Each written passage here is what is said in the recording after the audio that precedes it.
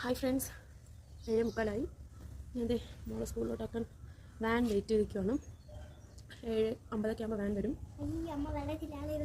ഞാൻ വെള്ളത്തിലല്ലായിരുന്നു.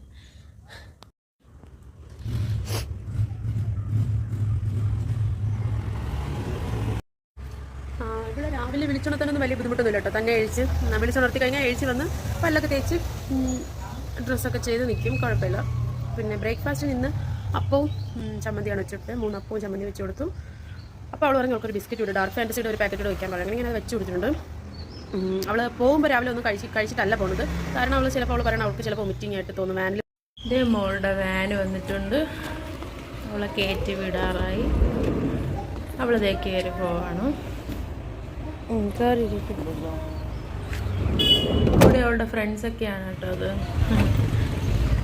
Tata bye bye ഒക്കെ പറഞ്ഞ് ഇവിടെ തന്നെ ഞാൻ നിൽക്കണം.